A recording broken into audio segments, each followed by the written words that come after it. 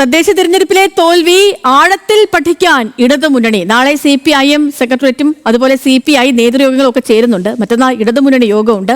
അപ്രതീക്ഷിത തിരിച്ചടിയിൽ ഘടകകക്ഷികൾക്കും അതൃപ്തിയുണ്ട്. ഇത്ര കനത്ത തോൽവി നേരിടാൻ തക്ക പ്രതികൂല രാഷ്ട്രീയ സാഹചര്യം കേരളത്തിൽ എന്താണെന്ന് ഇടതുമുന്നണിക്ക് ഇതുവരെ പിടികിട്ടിയിട്ടില്ല. ഭരണവിരുദ്ധ വികാരം അത്ര ശക്തമായി സംസ്ഥാനത്ത് ഉണ്ടായിരുന്നു.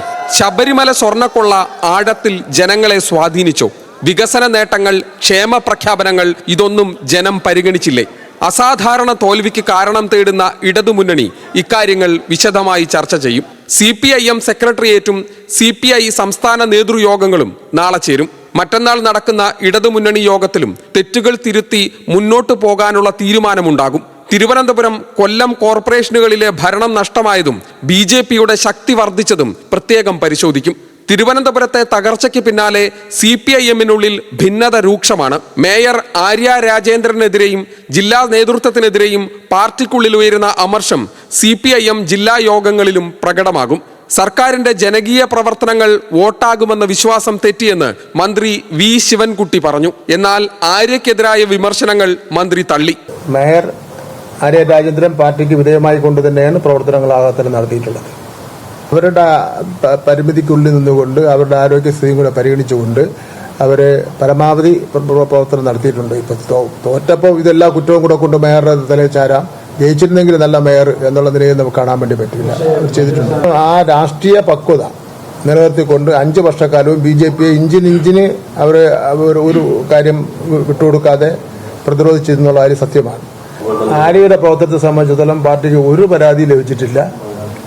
അതെല്ലാം വെറും പ്രചരണം മാത്രമാണ്. ഞാൻ പറഞ്ഞില്ല, അത്തരം പ്രചരണങ്ങളാണ് നടത്തിക്കൊണ്ടിരിക്കുന്നത്.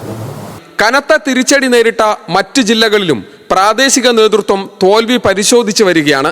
പ്രാദേശിക തലങ്ങളിലുണ്ടായ വീഴ്ചകൾ കൃത്യമായി വിലയിരുത്തും. ജില്ലയിൽ ഇടതുപക്ഷ ജനാധിപത്യ മുന്നണിയുടെ അടിത്തറ ഭദ്രമാണ്. തൃശൂർ കോർപ്പറേഷനിലുണ്ടായ പരാജയം ഒഴിച്ചാൽ LDFന് സാമാന്യമായ വിജയം കൈവരിക്കാൻ കഴിഞ്ഞിട്ടുണ്ട്.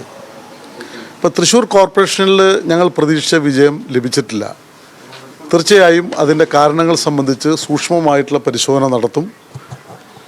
പാളിച്ചകൾ തിരുത്തി മുന്നോട്ട് പോകും.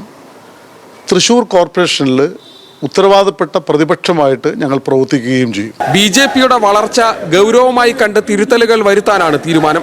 വൻ തിരിച്ചടി നേരിട്ടതിന് പിന്നാലെ ഒളിഞ്ഞും തെളിഞ്ഞും അതൃപ്തി പരസ്യമാക്കി ഘടകകക്ഷികളും രംഗത്തെത്തി. സ്വർണ്ണപ്പാളി വിവാദം കൈകാര്യം ചെയ്തതിൽ പിഴവ് പറ്റി. PM ശ്രീ വിഷയത്തിലെ നിലപാട് തിരിച്ചടിയായി. തിരുത്തലുകൾ അനിവാര്യമാണെന്നും ഘടകകക്ഷികൾ ആവശ്യപ്പെട്ടു. തോൽവിക്ക് പിന്നാലെ ജനങ്ങളിൽ നിന്ന് അഭിപ്രായം തേടുകയാണ് CPI. ജനങ്ങൾക്ക് പറയാനുള്ളത് പാർട്ടി വിലാസത്തിൽ നേരിട്ടെഴുതി അയക്കാമെന്ന് CPI സംസ്ഥാന സെക്രട്ടറി ബിനോയ് വിശ്വം ഫേസ്ബുക്കിൽ കുറിച്ചു. വിവിധ ബ്യൂറോകൾക്കൊപ്പം ന്യൂസ് ഡെസ്ക്, ന്യൂസ് മലയാളം.